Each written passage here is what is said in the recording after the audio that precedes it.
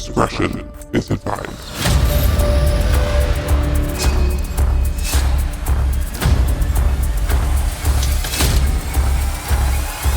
This is 10-Minute Murder.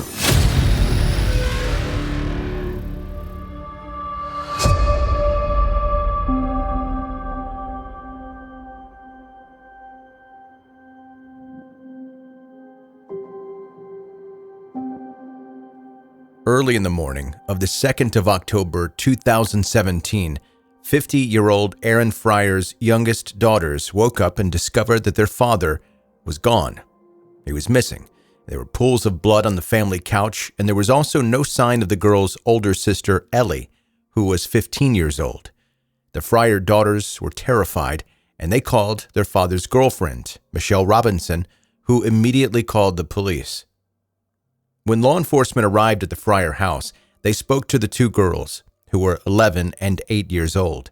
The 11-year-old told the officers that about 5 a.m. that morning, she had woken up to the sound of her father shouting, as well as loud crashing sounds. She hadn't immediately gotten up to investigate, but when she walked into the dark living room later that morning, she had touched the couch and felt that the fabric was wet. When she turned the light on, she saw that her hand was now covered with blood, and so was the couch. The detectives asked the girls whether they'd heard or seen anybody in the house that morning, and the older sister responded that she'd heard one additional voice, 19-year-old Gavin McFarlane, who was dating Ellie. Ellie was completely smitten with her older boyfriend, but her family didn't feel the same way about Gavin. In fact, they didn't like him at all. One of Ellie Friar's friends remembered Aaron describing Gavin as a bad seed, who was a negative influence on his daughter. Since the young couple had gotten together, Ellie's grades had reportedly started to slip, and her loved ones believed that Gavin was holding her back. Aaron's dislike of Gavin had been strong enough that he had recently told Ellie that she was forbidden from continuing to date him. At around the same time, Gavin had made a 911 call reporting that his girlfriend's father had showed up at his house and was threatening to kill him. As soon as investigators learned about the history of the conflict between Gavin and their two missing people, they became interested in locating him as soon as possible. But they did not have to look for very long. Shortly afterwards, Gavin was seen on the street with two people, a 22-year-old friend and none other than his 15-year-old girlfriend, Ellie Friar, who wasn't missing after all. The trio were apprehended and taken in for questioning. During Ellie's first police interview, she claimed that her father was, air quotes, very controlling, describing him as verbally, emotionally, and physically abusive.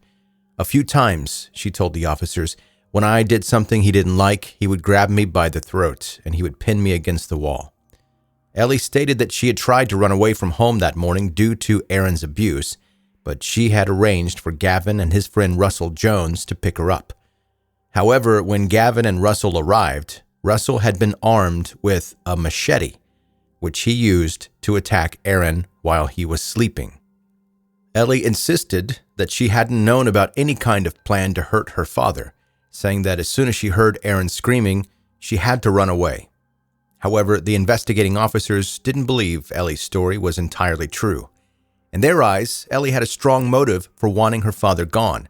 She wanted to continue her relationship with Gavin without anybody else interfering. And it certainly didn't help that Ellie had started her police interview with lies. She had confidently lied about her own name, how old she was, and what grade she was at high school.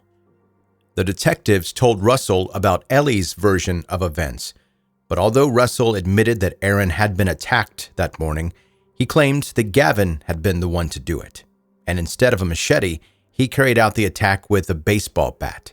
Quote, Gavin goes into the living room, and he beats the crap out of the guy. I walked through the front door and I saw a dead body. Several of Gavin's friends agreed that he was the type of guy who would be willing to kill someone for someone he loved. One of his friends later described Gavin as loyal and kind of a ride or die, saying he would absolutely go along with any sort of crazy plan. Although Russell insisted that he had only arrived at the house after Ellie Friar was already dead, he admitted that he had assisted Gavin to dispose of the body. The two men had wrapped Aaron's body in a sheet of tarp, then drove it to a remote location where they dumped it, along with the baseball bat that had been used to carry out the murder. Russell alleged that Ellie helped with the disposal of her father's body, explaining that she had been the one to throw the baseball bat to the ground at the dump site. Shortly afterwards, Russell proved that he was at least partially telling the truth by agreeing to show detectives where the dump site was located. And sure enough, they found Aaron Friar's remains. Aaron's autopsy also supported Russell's story. Instead of machete wounds, he had actually been killed by blunt force trauma, as if he had been viciously beaten with a baseball bat. There was no sign that a machete had been involved at all. Despite Russell's help with the investigation, the detectives were disturbed by how little he seemed to care about the fact that he had played a role in a brutal murder. Quote, "It's just like the strangest thing ever," Detective Bill Ford later said. "Russell is not emotional. He's not upset. It's all just matter of fact, like it's just another day." When Gavin McFarland learned that the body had been discovered and that his friend had told detectives that he was the killer, he admitted that he had been the one to murder Aaron. However, he claimed that he had only murdered Aaron to protect Ellie from her father's abuse.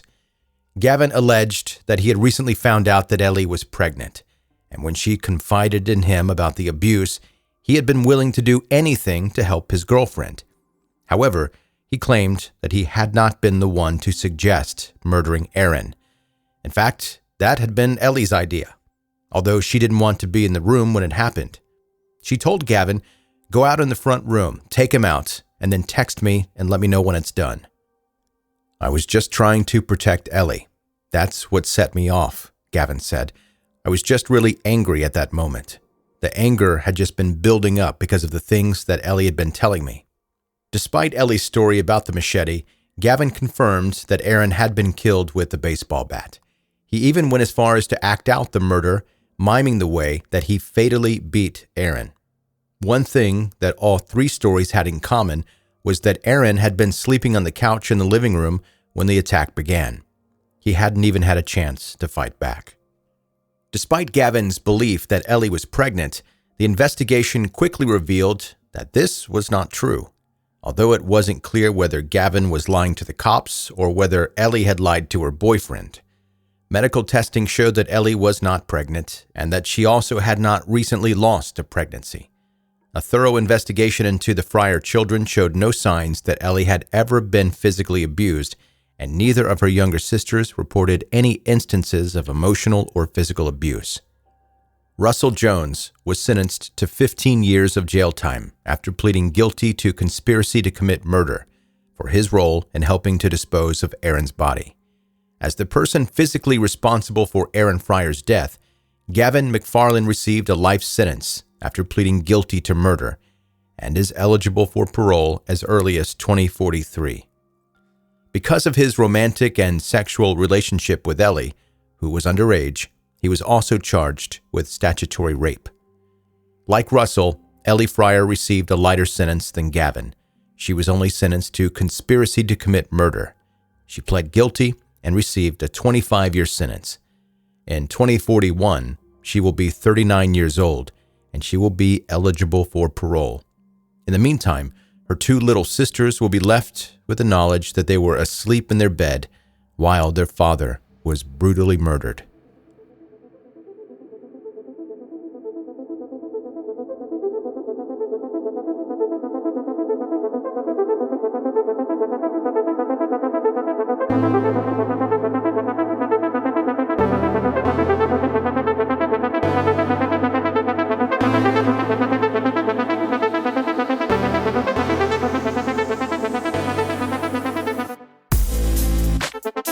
That is 10-Minute Murder for today. Brief and bingeable true crime.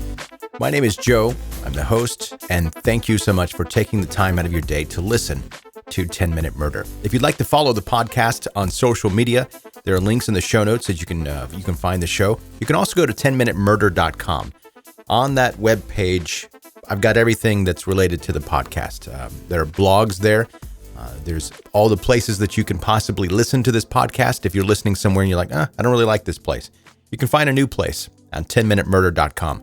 And also, you can get in touch with me if you go to 10minutemurder.com. So that's really the place to go if you're really interested in what all the podcast is up to and what it's doing, if you want to follow on social media. So go check that out. And if you do like the podcast, let me encourage you to leave a 5-star review. Any place that's possible, that helps more and more people find and enjoy 10 Minute Murder. That's going to do it. That's your episode for today. Thank you for listening to 10 Minute Murder. Good night. Or bye. I mean, it may be morning if you're listening. I don't know. What time you leave? Happy lunch? I don't know.